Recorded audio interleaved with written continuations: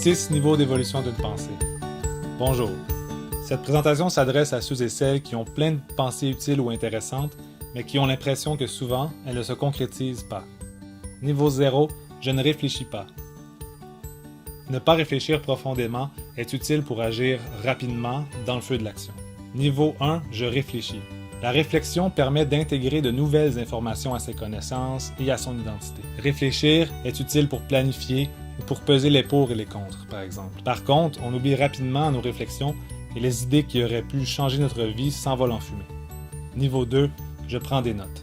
Prendre en note aide à se rappeler de nos idées. Cela permet aussi de ralentir le débit de nos pensées et donc de pousser plus loin nos réflexions. Par contre, si vous êtes comme moi, vos notes s'accumulent et vous finissez par les perdre. Voilà ce qui pousse certaines personnes à utiliser un logiciel de prise de notes. Grâce à ce type de logiciel, on peut facilement retrouver ses pensées. Cela améliore aussi son organisation personnelle. Niveau 4.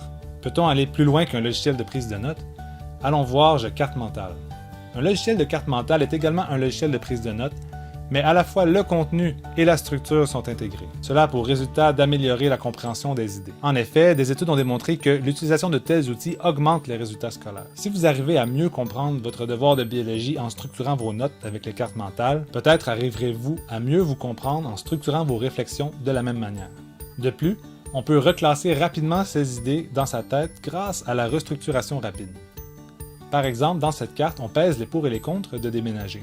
Dans les pour, il y a être mieux situé et avoir plus d'espace. Dans les contre, il y a les frais de déménagement et le temps qu'il faut investir pour réaliser le déménagement. Peut-être finalement que le temps requis pour déménager, c'est un avantage parce que ça nous pousse à faire du ménage dans ces choses. Si l'on veut, on peut donc restructurer sa pensée de manière très visuelle et intuitive. Un autre exemple, une liste de tâches. Nettoyer ma chambre, réparer le balcon et appeler mon ami. Si on veut réordonner ces tâches et prioriser l'appel de son ami, c'est simple. On les glisse tout simplement en haut. Niveau 5, j'utilise MindRespect. C'est l'application que je développe. C'est une application de carte mentale qui innove dans l'évolution de la pensée. D'abord, il y a les relations. Elle nous invite à séparer les liens des idées. Cela augmente le découpage, ce qui facilite la création de nouveaux liens. Et plus l'on crée de liens, plus notre pensée évolue. Les applications de carte mentale sont souvent des silos où les idées d'une carte ne peuvent pas être liées entre elles. Pourtant, l'esprit n'est pas conçu de la sorte. En réalité, notre cerveau crée des liens entre toutes sortes de différentes sphères de notre vie. Avec MindRespect, on a plus l'impression d'être dans son esprit que dans une carte. Par exemple, voici l'univers de mon bien-être. L'activité physique et être reposé y sont essentiels. Le chocolat y contribue. Maintenant, je souhaite relier mon bien-être à mon projet MindRespect. Travailler 3 heures par jour sur mon projet contribue à mon bien-être, et je vais donc relier ces bulles. Elles sont maintenant reliées. Je peux aussi faire évoluer mes perspectives et pour ce faire, n'importe quelle bulle peut devenir le centre.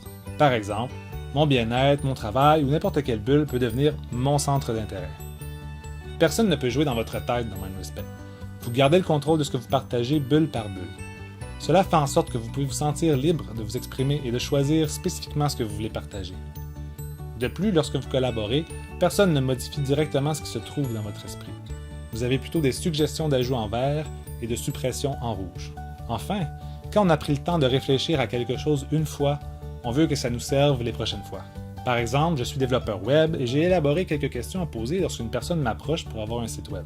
Quel est votre public cible, votre budget, etc.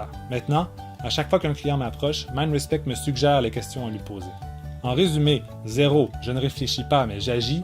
1, je réfléchis mais j'oublie. 2, je prends des notes mais elles s'empilent. 3, j'utilise un logiciel de prise de notes et je deviens organisé. 4, je carte mentale et j'augmente ma compréhension. 5, j'utilise MindRespect et je suis encore plus structuré. Je crée davantage de liens entre mes différentes idées. Je fais évoluer mes perspectives. Je m'exprime plus librement et je garde le contrôle de mes pensées et je réutilise mes réflexions. Chacun des niveaux augmente les chances que vos pensées soient prises en compte et évoluent. Niveau 6. Je crois que de déposer nos pensées sur une plateforme qui favorise les relations entre nos idées et le monde peut faire de nous des individus plus conscients et cohérents. Grâce à l'information de qualité qui est produite, les logiciels peuvent nous aider à collaborer pour construire un monde à notre image. Enfin, si l'évolution naturelle d'une pensée est l'action, j'appellerais donc ce niveau « J'agis et je collabore de manière consciente et cohérente ». Cliquez pour essayer l'application « Donnez ou vous impliquez » ou rendez-vous simplement sur mindrespect.com.